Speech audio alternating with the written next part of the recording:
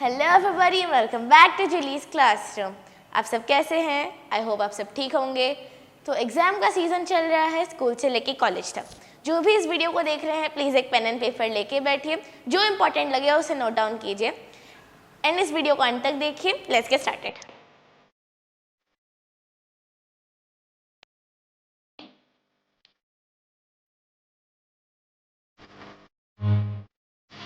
So as you all know कि हमारा pronoun series चल रहा था, बट एग्ज़ाम की वजह से हमने डिमांड पे दे दिया था कंजंक्शन वगैरह। तो आज हम फिर से हमारा प्रोनाउन सीरीज कंटिन्यू करने वाले हैं।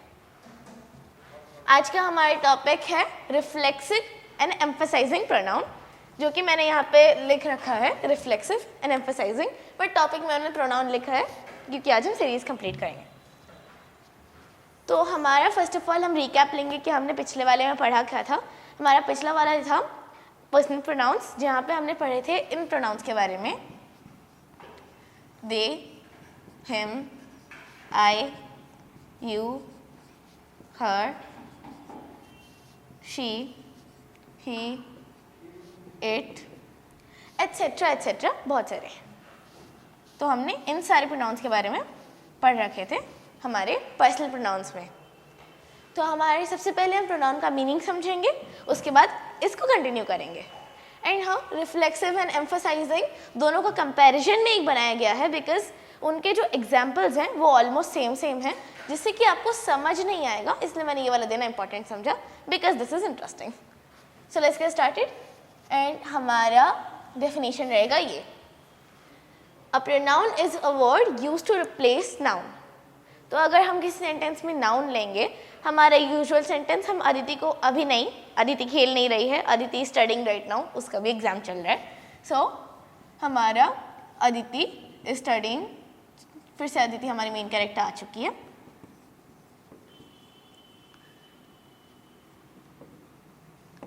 यहाँ पे अदिति हमारी नाउन हो जाएगी। अगर अदिति को हम रिप्लेस करेंगे पर्सनल प्रोनाउन से तो हो जाएगा she is studying.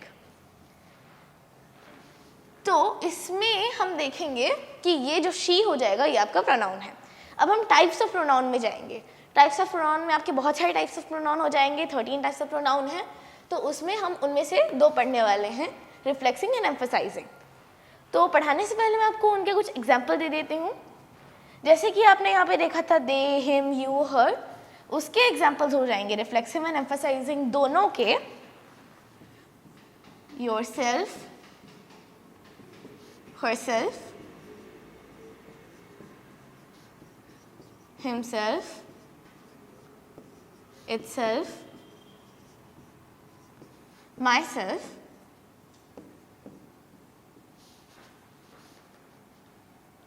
etc. etc. तो यहाँ पे ये इन दोनों के कॉम्बाइंड सेम हो जाएंगे एग्जाम्पल्स। नाउ हम देखेंगे कि इनके डेफिनेशंस क्या हैं। रिफ्लेक्सिव के डेफिनेशंस हो जाएंगे, pronouns when used as the receiver of an action is called reflexive pronoun. Dot dot दे दिया है बिकॉज मेरा लाइन टेढ़ा मेढ़ा जाता है लिखते वक्त। तो अभी हम देख रहे हैं कि रिसीवर ऑफ एन एक्शन, एक सेंटेंस लेते हैं, सेम सेंटेंस लेते हैं, अदिति ही हमारी मेन कैरेक्टर है, वही रहने वाली है। तो अदिति इज स्टडीइंग। यहाँ पे जो आपका सेंटेंस है इसमें आपका एक्शन, मैंने कहा था वर्ब होते हैं एक्शन वर्ड्स, तो ये वाला हो जाएगा। अगर आपका नाउन शी से रिप्लेस करेंगे, शी हो जाएगा प्रोनाउन, इज आपका हो जाएगा ऑक्सिलरी वर्ब। तो फिर आपका एक्शन कौन सा होगा? Main verb. ये आपका मेन वर्ब अभी आईएनजी फॉर्म में है, दैट इज अभी करेंटली वो चल रहा है, अदिति अभी पढ़ रही है करेंटली। तो रिसीवर ऑफ एन एक्शन, तो एक एक्शन को रिसीव करना, दैट इज डेफिनेटली वर्ब से रिलेटेड है। वर्ब से रिलेटेड है मतलब वर्ब के पास रहेगा, एंड ये हो जाएंगे आपके प्रोनाउंस। तो इनमें से एक करेक्ट वाला चूज करते हैं। अदिति, शी, राइट, तो अदिति के साथ कौन सा वाला यूज होगा? शी सेल्फ तो नहीं होता, हर सेल्फ होता है। क्राइटेरियाज देखते हैं। माई नहीं, ये तो आई के लिए यूज होता है। यू, वो तो आपके लिए यूज होगा। एंड अगर हिम देखेंगे तो ना, वो तो आपका मेल जेंडर, मैस्कुलाइन जेंडर के लिए यूज होगा। Itself, that means a lifeless thing or neuter gender, तो आपके लिए प्रोनाउन करेक्ट वाला आ जाएगा herself। Now रिसीवर एक्शन के हिसाब से हम इसे वर्ब के पास रखेंगे, यानी वर्ब के बाद रखेंगे. Aditi is studying by herself. That means Aditi जो है अभी वो सेल्फ स्टडी कर रही है, वो खुद से बैठी है एंड खुद ही पढ़ रही है. She is not in classes. बहुत सारे मोड होते हैं ना पढ़ने के, जैसे आप लोग अभी देख रहे हैं मुझे देख के पढ़ रहे हैं, या फिर अगर आप लोग क्लास में पढ़ रहे हैं, ट्यूशन में पढ़ रहे हैं. Very different kinds of modes are there to study. But Aditi here studying by herself. That means वो अकेले पढ़ रही है खुद से. तो ये आपका हो जाएगा one type of reflexive pronoun. अब हम जाते हैं एम्फसाइजिंग प्रोनाउन के ऊपर. फर्स्ट ऑफ ऑल एम्फसाइज एक थोड़ा डिफिकल्ट वर्ड होगा आई गेस, तो मैं आपको समझाती हूँ कि एम्फसाइज करने का मतलब क्या होता है. To emphasize means to give importance और सिग्निफिकेंस. तो यहाँ पे प्रोनाउन है, एम्फसाइजिंग प्रोनाउन है, मतलब ये प्रोनाउन किसी एक चीज़ को इम्पोर्टेंस दे रहा है या फिर सिग्निफिकेंस दे रहा है. दैट मीन्स उस चीज़ पे फोकस करवा रहा है. तो हम एम्फसाइजिंग प्रोनाउन को देखते हैं. जैसे कि मैंने आपको कह दिया सेम एग्जाम्पल्स हैं. तो अभी हम एक सेंटेंस लेंगे. Pronouns used to convey emphasis is called. इसका तो बहुत सिंपल सा डेफिनेशन हो जाएगा, फिर से इसमें emphasis ही यूज़ कर दिया गया है. तो pronouns जो यूज़ होते हैं emphasis कन्वे करने के लिए. That means हम ये वाला लेते हैं, इधर लेते हैं एक. तो आपका हो जाएगा you yourself asked for money.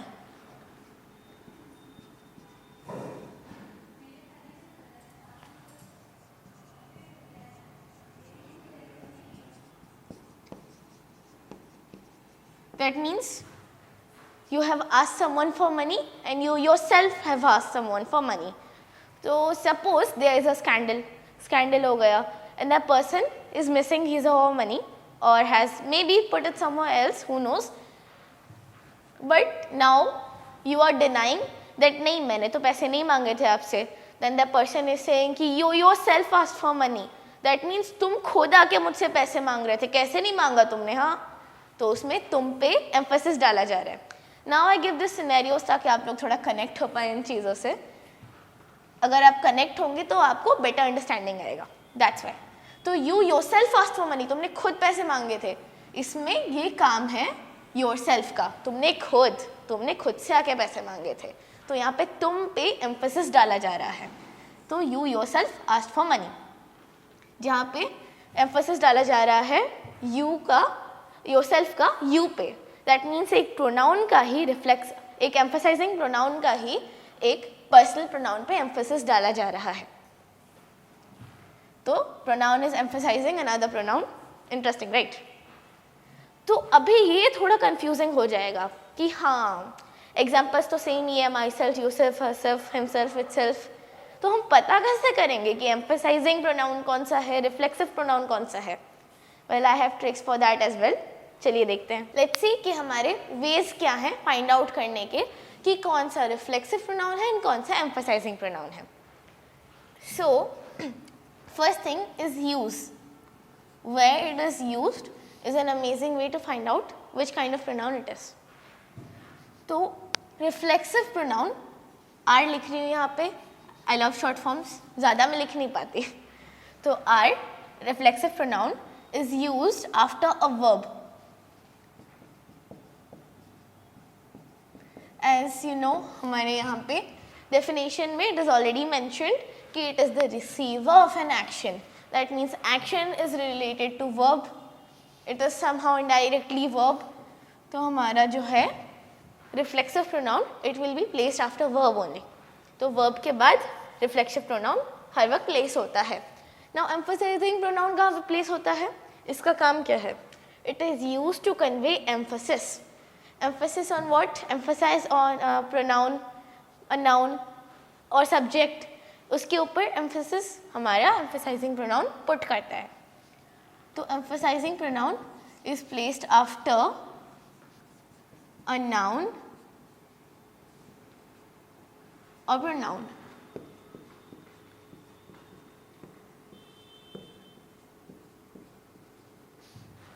It is placed after a noun or pronoun.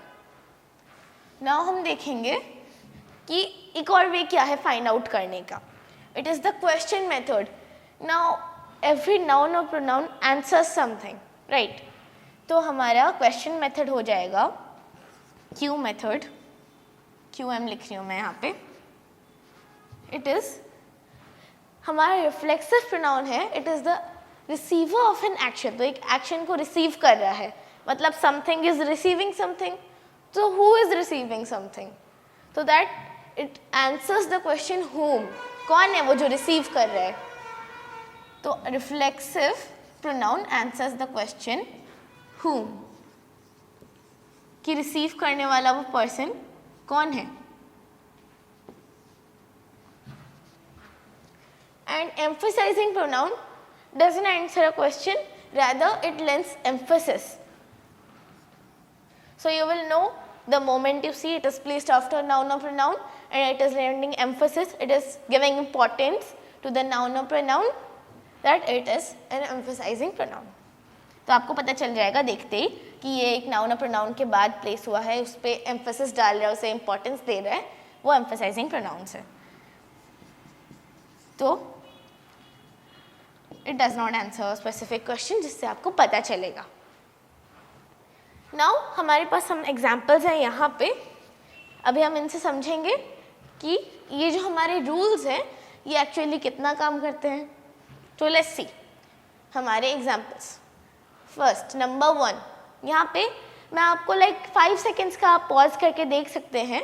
5 seconds बाद आप फाइंड आउट कर सकते हैं सोच के, रूल्स को अपने माइंड में रख के कि ये सारे जो हैं ये एम्फसाइजिंग है या फिर रिफ्लेक्सिव है. इसलिए मैंने यहाँ पे आंसर नहीं लिखा है. तो फर्स्ट ऑफ ऑल आपका हो जाएगा first sentence, I blamed myself. ना यहाँ पे we have to find out the different parts of the sentence, कि डिफरेंट पार्ट्स क्या है यहाँ पे. तो मैंने यहाँ पे आंसर्स नहीं दिए हैं, तो हाँ मैं हट चुकी हूँ यहाँ से. तो आप लोग इसे स्क्रीनशॉट लेके हर क्वेश्चन के बाद 5 सेकेंड का पॉज लेके रूल्स को याद करके यहाँ पे आप खुद से फाइंड आउट करने का ट्राई कर सकते हैं before I tell you the answers कि ये एम्फसाइजिंग प्रोनाउन है या फिर रिफ्लेक्सिव प्रोनाउन है. तो अभी हम स्टार्ट करते हैं. तो चलिए पहला वाले देखते हैं. हमारा पहला एग्जाम्पल हो जाएगा आई ब्लेम्ड माई सेल्फ. सो हम यहाँ पे 2 वेज यूज़ करेंगे, बिकॉज यूजेस का एक होगा कि रिफ्लेक्सिव प्रोनाउन या फिर एम्फसाइजिंग प्रोनाउन कहाँ पे यूज़ होगा, एंड एक क्वेश्चन मेथड है. बट क्वेश्चन मेथड आप ओनली रिफ्लेक्सिव प्रोनाउन के लिए यूज़ कर सकते हैं, एम्फसाइजिंग के लिए नहीं. तो अभी हम देखते हैं. यहाँ पे आपका आई हो जाएगा सब्जेक्ट जो कि एक प्रोनाउन है. माई सेल्फ आपका हो जाएगा रिफ्लेक्सिव प्रोनाउन, एंड ब्लेम्ड आपका हो जाएगा एक एक्शन वर्ड और वर्ब. तो हमारा फर्स्ट यूज़ क्या कहते हैं, रिफ्लेक्सिव प्रोनाउन जो है it is used after a verb. तो यहाँ पे देखते हैं रिफ्लेक्सिव प्रोनाउन यहाँ पे वर्ब के बाद ही यूज़ हुआ है. नाउ वन मोर मेथड क्या है, हम रिफ्लेक्सिव प्रोनाउन का ही यूज़ करेंगे, बिकॉज हमने रिफ्लेक्सिव प्रोनाउन का फर्स्ट रूल टिक पास कर लिया है. सेकेंड रूल है it answers the question whom. Since ये एक रिसीवर है एक्शन का, तो कौन एक्शन को रिसीव किया, हु रिसीव द एक्शन, तो ये whom का रिप्लाई देगा. सो यहाँ पे हम पूछते हैं I blamed myself. I blamed whom? Myself. तो आपका सेकेंड वाला भी, सेकेंड मेथड भी टिक होता है, पास हो जाता है. सो हम कंफर्म करते हैं कि it is indeed a reflexive pronoun. यहाँ पे माई सेल्फ एक रिफ्लेक्सिव प्रोनाउन है. चलिए आगे देखते हैं. I have often seen her muttering to herself. Now many people might or might not know muttering क्या होता है. So let's take an example. Muttering का अगर आप गूगल में सर्च करेंगे तो आपको थोड़ा अजीब सा डेफिनेशन मिलेगा. आपको समझाने के लिए मैंने भी सर्च किया था. तो if someone is doing something you don't agree with or disappointed with, and अगर आपको लग रहा है ये क्या है, आपका डिसअपॉइंटमेंट है या फिर आपको गुस्सा आ रहा है, तो आप बोलते हैं कई बार उसके मुंह पे तो बोल नहीं सकते, इसलिए ज़्यादा हो रही है ऐसी टाइप की चीज़ें बोलते हैं. तो you speaking to yourself, जो कि और किसी को सुनाई नहीं देगा, बट आपके लिप्स ऐसे चलते रहते हैं. तो डायरेक्टली किसी को तो नहीं, लेकिन इनडायरेक्टली पता चलता है कि ये इंसान कुछ रिमार्क दे रहा है मेरे बारे में, बट क्या है वो उन्हें सुनाई नहीं देता. तो उन्हें ज़्यादा होते रहने दो, क्या किया जाएगा. और तो लेट्स सी हमारा सेकेंड एग्जाम्पल क्या है. I have often seen her muttering to herself. Now often का एक बहुत अजीब सा लोगों का रहता है, ये ऑफ्टन है या ऑफन है? वेल हाँ, both are correct, American and British pronunciation है, तो आप जो फॉलो करते हैं वो बोल सकते हैं, often, often, whatever you like. तो I have often seen her muttering to herself. Now यहाँ पे आपका वर्ब कौन सा हो जाएगा? मटरिंग। हाँ, आपको फर्स्ट ऑफ ऑल एक सेंटेंस में वर्ब ही फाइंड आउट करना है। रिफ्लेक्सिव प्रोनाउन, आपका सब्जेक्ट या फिर नाउन या फिर प्रोनाउन, एंड आपका verb. Rest of the sentence is not necessary. तो मटरिंग आपका हो जाएगा वर्ब। नाउ ये जो आपका हर सेल्फ प्रोनाउन है, रिफ्लेक्सिव, एम्फसाइजिंग, जो भी है, ये कहाँ पे यूज़ हुआ है? मटरिंग के बाद, यानी वर्ब के बाद यूज़ हुआ है। नाउ टू एक प्रीपोजिशन है, तो टू को हम लोग ऐसे कह सकते हैं कि to really does not make that much difference. तो ये डायरेक्टली यूज़ हुआ है मटरिंग हर सेल्फ के बाद। तो आपका ये हो जाएगा सब्जेक्ट। ऑफन आपका हो जाएगा, ऑफन मतलब कई बार, इट इज़ अ डिग्री। तो seen her muttering to herself. Now I have seen her muttering to whom, किसके साथ, या फिर किसको मटर करती रहती है, वो किसके साथ मिलके चीची करती रहती है? तो वो आपका हो जाएगा खुद के साथ, अपने साथ मिलके, वो मिलके तो नहीं, अपने खुद से ही वो करती है। तो हाँ, इट पासेस आवर रूल 1 कि आपका हो जाएगा कहाँ पे यूज़ हुआ, it passes our rule 1 and rule 2 as well, जो आपका क्वेश्चन वर्ड हो जाएगा, it answers that perfectly, whom. तो आपका 2 टिक हो गया। तो ये आपका successfully one more reflexive pronoun है। नाउ हम देखते हैं थर्ड के बारे में, द प्रिंसिपल हिमसेल्फ। यहाँ पे आपका हो जाएगा प्रिंसिपल, आपका सब्जेक्ट जिसके बारे में आप बात कर रहे हैं, which is a noun, common noun. Himself आपका हो जाएगा रिफ्लेक्सिव और एम्फसाइजिंग प्रोनाउन। तो अब हम देखते हैं यूज़, कहाँ यूज़ हो रहा है। So this is used after आपका नाउन, आपका कॉमन नाउन के बाद यूज़ हो रहा है हिमसेल्फ। तो ये आपका हो जाएगा, डायरेक्टली यहाँ से पता चल रहा है कि it is an emphasizing pronoun, इसमें और कोई डिस्कशन ही नहीं है, तो ये एम्फसाइजिंग प्रोनाउन है। बट स्टिल हम लोग देखते हैं कि ये यहाँ पे कर क्या रहा है। The principal himself suggested these changes, principal खुद ये चेंजेस सजेस्ट किए हैं। तो अब आप सपोज से टीचर्स हैं, वो लोग या फिर स्टूडेंट्स हैं, डिस्कस कर रहे हैं, ये वाला करे नहीं करे, करे नहीं करे, किसने क्या है करने के लिए, नहीं करेंगे। तो कोई एक आके कह रहा है उस सिचुएशन में कि प्रिंसिपल हिमसेल्फ है सजेस्टेड दीज चेंजेस, कैसे नहीं करोगे, जल्दी करो।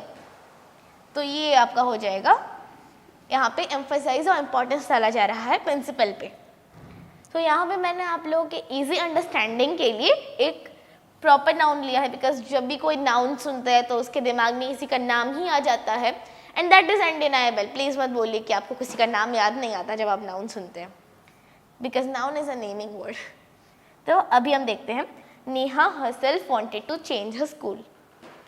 बाकी सब यहाँ तक जहाँ पे ख़त्म हो रहा है, ये आपका सब्जेक्ट एंड आपका नाउन और प्रोनाउन एंड आपका रिफ्लेक्सिव प्रोनाउन, वहाँ पे बाकी का सेंटेंस अनवांटेड है, इट इज़ नॉट नेसेसरी। तो अभी देखते हैं नेहा हरसेल्फ, रूल सेटिस्फाई हो रहा है एम्फसाइजिंग प्रोनाउन का।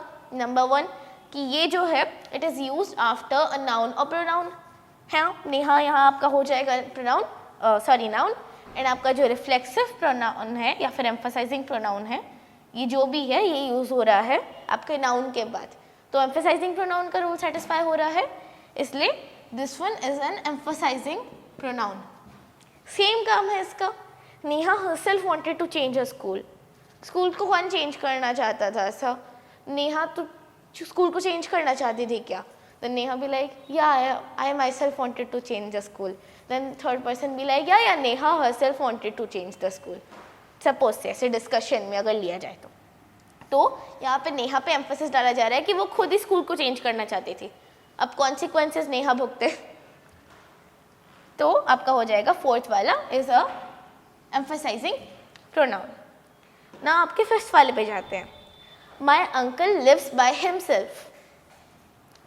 तो यहाँ पे आपके अंकल हैं या फिर आप उनका नाम भी पुट कर सकते हो, what ever your uncle's name is, जो भी आपका नाम सूटेबल होगा आप ऐसे चेंज कर सकते हो प्रोनाउन को या फिर आपके कॉमन नाउन को। तो my uncle lives by himself. यहाँ पे लिव्स बाय आपका हो जाएगा, एक वर्ब हो जाएगा, अंकल आपका सब्जेक्ट हो जाएगा which is a common noun. तो यहाँ पे आपका ये हिमसेल्फ हो जाएगा रिफ्लेक्सिव या एम्फसाइजिंग, जो भी प्रोनाउन है। नाउ ये कहाँ पे यूज़ हो रहा है? यूज़ हो रहा है लिव्स बाय के बाद।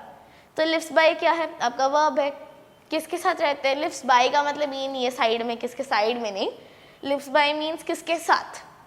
तो यहाँ पे बाय का मीनिंग है लिव्स किसके साथ? खुद से। तो lives by himself, that means कि अगर ये वर्ब के बाद यूज़ हो रहा है तो ये आपका रिफ्लेक्सिव प्रोनाउन का रूल नंबर 1 सेटिस्फाई कर रहा है, वर्ब के बाद यूज़ होना। ये एक एक्शन को रिसीव कर रहा है, एक्शन है आपका लिव्स। सेकेंड रूल देखते हैं। फर्स्ट रूल अगर रिफ्लेक्सिव का सेटिस्फाई होगा तो आप सेकेंड रूल पे जाइए, अगर फर्स्ट रूल आपका एम्फसाइजिंग का ही सेटिस्फाई हो जाए तो वहाँ पे वो एम्फसाइजिंग है, बात खत्म। तो ये आपका सेकेंड रूल देखते हैं अभी। Question method which is lives by whom. My uncle lives by whom, himself, वो खुद से रहते हैं, अकेले रहते हैं। तो आपका रूल नंबर 2 भी इधर, सॉरी 2 लिख दिया था, रूल नंबर 2 भी इधर सेटिस्फाई हो रहा है। नाउ ये आपका सक्सेसफुली एक रिफ्लेक्सिव प्रोनाउन है। नाउ इसके नाम को, ये वाला मैंने आपको आई डोंट नो बताना इम्पॉर्टेंट है, नहीं बताया था शायद। This one is also very interesting. Reflexive pronoun and emphasising pronoun के डिस्क्रिप्शन के बारे में है ये, उनके डेफिनेशन के बारे में है। रिफ्लेक्सिव आपको ऐसे इजीली पता चल रहा है कि रिफ्लेक्ट कर रहा है कुछ चीज़, इसलिए रिफ्लेक्सिव है। नाउ ये जो है सब्जेक्ट का जो काम है वो रिफ्लेक्ट कर रहा है, इसलिए उसे रिसीवर भी कहते हैं, एक्शन का रिसीवर। एंड एम्फसाइजिंग जो है वो एम्फसाइज डाल रहा है, इम्पॉर्टेंस दे रहा है वो वाला, इसलिए उसे इम्पॉर्टेंस गिविंग और emphasizing to convey emphasis type के वर्ड से डालते हैं कि ये किसी चीज़ पे इम्पोर्टेंस दे रहा है। और रिफ्लेक्टिंग जस्ट एक्शन को रिफ्लेक्ट कर रहा है। तो ये इसके डिस्क्रिप्शन के बारे में है ताकि आपको थोड़ा याद रहे। नाउ देखते हैं 6th example, the dog itself never barked. हाँ, ये वाला मुझे थोड़ा इंटरेस्टिंग लगा बिकॉज यहाँ पे आपका यूज़ हो रहा है इटसेल्फ का। नाउ इटसेल्फ किस चीज़ के लिए यूज़ होता है?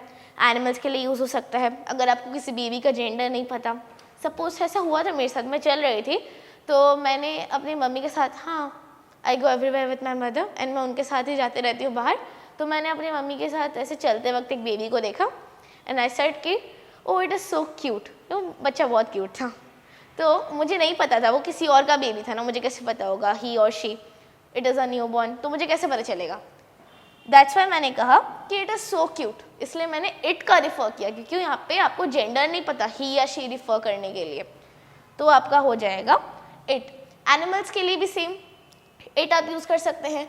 बट आजकल क्या होता है, बहुत सारे लोग जो है ना पेट रखते हैं, पेट लवर्स, वो अपने पेट से बहुत कनेक्टेड हुए होते हैं, इसलिए वो उन्हें अपने लाइक जेंडर से ही रिफ़र करते हैं कि ही और शी, पेट का जो भी जेंडर है वो उससे रिफ़र करते हैं। बट इफ़ अगर आपको एक एनिमल का नहीं पता तो आप ऐसे रिफ़र कर सकते हैं, और किसी नॉन लिविंग बीइंग का भी आप इट से रिफ़र कर सकते हैं। ये इट बहुत जगह यूज़ नहीं होता, but knowing about it is very important. तो the dog itself never barked. Now यहाँ पे जो डॉग हो जाएगा इट इज़ एन एनिमल, ये आपका सब्जेक्ट है एंड एक कॉमन नाउन है, कॉमन नाउन। तो यहाँ पे इटसेल्फ आपका रिफ्लेक्सिव और एम्फसाइजिंग प्रोनाउन हो जाएगा एंड नेवर बार्क्ड रहने देते हैं।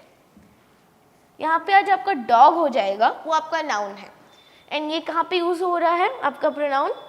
वो यूज़ हो रहा है नाउन के बाद। एज मैंने कहा था रिफ्लेक्सिव का फर्स्ट रूल सेटिस्फाई करेगा, हम सेकंड पे जाएंगे, एम्फसाइजिंग का सेटिस्फाई करेगा, उधर बात खत्म होती है। तो सिंस ये एम्फसाइजिंग का फर्स्ट रूल सेटिस्फाई कर रहा है कि ये नाउन या प्रोनाउन के बाद, विच इज़ नाउन यहाँ पे, उसके बाद यूज़ हो रहा है द डॉग इटसेल्फ, तो यहाँ पे आपको पता चल रहा है कि ये एक एम्फसाइजिंग प्रोनाउन है। So the dog itself never barked, वो डॉग खुद से कभी बार्क किया ही नहीं था या भौंका ही नहीं था। तो आज का हमारा ये चैप्टर कंप्लीट हुआ। आज हमने पढ़ा प्रोनाउंस में रिफ्लेक्सिव एंड एम्फसाइजिंग के बारे में, तो उनके एग्जाम्पल्स हैं वो सेम होते हैं। उसके बाद हमने पढ़ा कि उसको कैसे फाइंड आउट करेंगे कि सेम एग्जाम्पल रिफ्लेक्सिव के हैं या फिर एम्फसाइजिंग के हैं, तो हमने उसके कुछ रूल्स भी पढ़े हैं। अगर आपको इस वीडियो से कुछ नया सीखने को मिला होगा एंड वीडियो अच्छा लगा होगा तो लाइक कीजिए, चैनल को सब्सक्राइब कीजिए एंड इस वीडियो को, इस नॉलेज को वर्ल्ड वाइड शेयर कीजिए। Thank you.